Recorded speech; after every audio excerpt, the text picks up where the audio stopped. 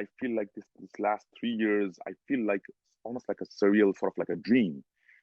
And I feel as involved as any probably a local physician, because for me, I've been in Shanghai for 19 years, and I feel I'm as much a part of the city. I feel a belonging here. I was counting on the years, and I've lived more in Shanghai than I've lived in my own country. So this city, I feel it in my blood. I feel it in my soul. When the city suffers, I feel the pain. I feel the hurt. So therefore, when during the April May lockdown, when the city was really suffering and it was looking very gray, and in all fairness, I must say the first wave, when the initial, at that time called as the new coronavirus 2019, right? When it came out, the move made by China was, there's no arguments. I will not accept any secondary arguments that what China did was what it had to do. And it succeeded. You know, we saved a lot of people, though we lost over 80,000 lives, right? But it saved a lot of people. And at that time, that strictness and that tightness was very, very necessary. In a way, I felt very safe being in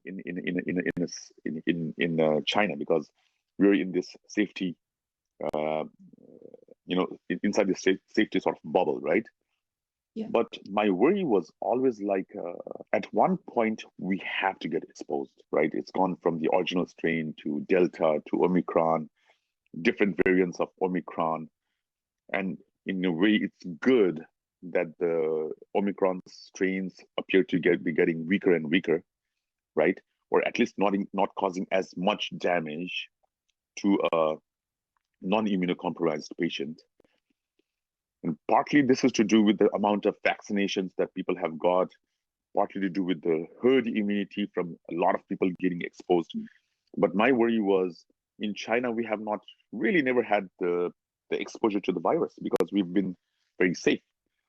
And we really have not had a chance to really see if the vaccines we've got have been useful, really, in that terms. But at one point, I knew that we had to get exposed to the virus. We have to come out into the world and see, okay, what are we made of, right? And once you go through that initial phase of, this waves, and then finally it settles down, we're going to be in the open again.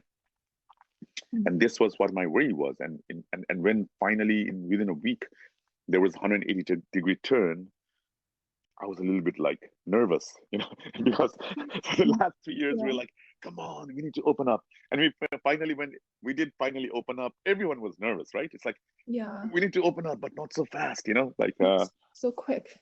so quick, it's like, wow, it's too fast. Hey, cool down, sort of like, Yeah.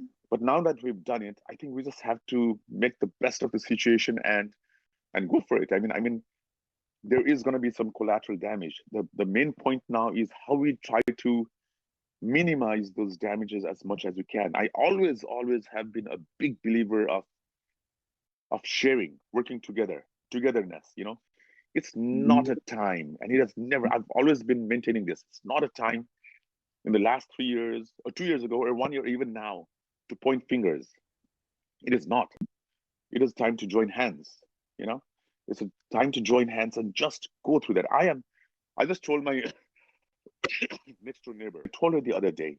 This is still negative. I told her, if it comes to a point where you guys are positive, I will do everything I can, almost like a son, to make sure that we get you over this. So this is a feeling I have for all my local residents here. I mean, this is a time to hold hands and really go through this. And supplies and everything, there's shortages, of course. The government, I'm sure, is doing their best to speeding up the supplies. But from what we have with each of us, we can definitely share, right? So that would be my word of advice.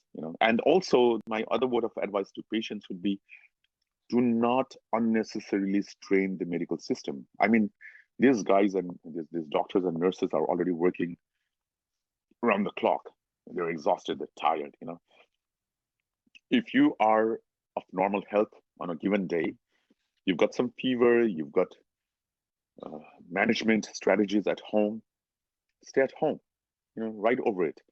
Only in those extremes that you feel like, okay, this is not getting better, then yes, it's fair to go to a hospital. But don't overwhelm the system that seems to be functioning pretty satisfactorily now. I mean, if you ask me why exactly this particular time was chosen, I have no idea, right? I believe it's partly to do with the world stage, partly to do with the fact that the Chinese New Year is coming up, right? Partly to do with the fact that we probably felt we were prepared, or maybe we were not. I'm not sure. It would probably make more sense to the people if it was done in phases, right? A little at a time, in phases.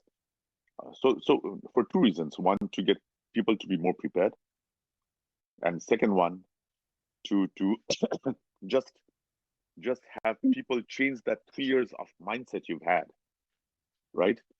But again, we know how everything works in China. So it's just like, boom, go for it, get it done with, go on with life. That's also in a way is good, So, but we have yet to see how much this is going to be. The effects are going to be coming, because we still see this. I don't believe this is yet the peak of the epidemic here in Shanghai yet. I mean, yes, we see. If I call 10 of my friends, either 7 or 8 of them perhaps have already been infected, or in the process of getting infected, or recovering right now.